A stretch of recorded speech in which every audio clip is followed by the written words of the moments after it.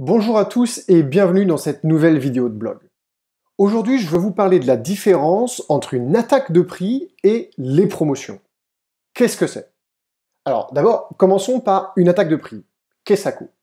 Bien, une attaque de prix, c'est quand vous baissez les prix des chambres de votre établissement sans que le client, le voyageur qui visite votre site ou qui visite Booking, Expedia et Airbnb, n'ait une référence pour comparer cette baisse de prix. Donc typiquement, c'est ce que vous allez faire dans l'ombre, sans que le client s'en rende compte. Vous allez modifier des prix de certaines chambres pendant une certaine période. Alors je vais vous donner un exemple typique. Aujourd'hui, on est le 12 novembre. Il se pourrait qu'en regardant vos projections, vous vous rendiez compte que la première semaine de décembre, votre taux d'occupation est beaucoup plus faible que ce que vous aviez anticipé. Donc souvent, on compare avec les années précédentes. Et vous vous dites, merde, il faut que je fasse quelque chose. Donc vous avez le choix entre faire une attaque de prix ou faire une promotion. Je vais expliquer la différence avec la promotion juste après.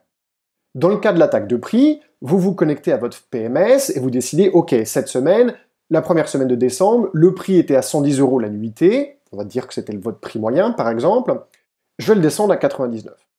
Le client qui va visiter votre site internet ou qui va trouver votre établissement sur une des OTA, lui, il va pas pouvoir voir que c'était à 110 avant et que c'est à 99 maintenant. Vous avez donc agi dans l'ombre. La deuxième méthode, ce sont les promotions.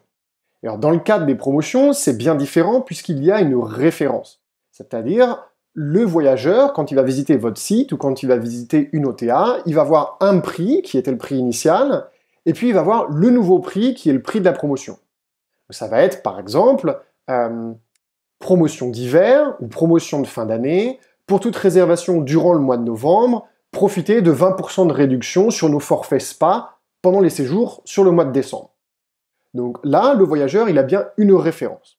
Il sait qu'il y a 20% de réduction, donc par exemple, si le forfait spa c'était 100 €, maintenant il a 80 €, il sait qu'il a gagné 20 € de valeur en soi par rapport à votre offre initiale.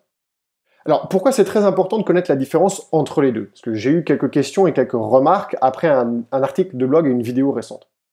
Eh bien, il se trouve que dans le cas de l'attaque de prix, encore une fois, votre client ne sait pas quel était le prix d'origine. Alors que dans le cas des promotions, il le sait. Donc si vous êtes tout le temps en train d'utiliser les promotions pour faire ce que vous devriez faire en attaque de prix, vous allez endommager votre image de marque. Si vous êtes sans cesse en train de casser les prix et que vos voyageurs peuvent voir le prix d'origine, et donc ils se rendent compte que vous cassez les prix, eh bien il y a un problème de cohérence entre votre proposition de valeur, donc votre établissement, ses chambres ou vos appartements et gîtes, vos prix, votre service.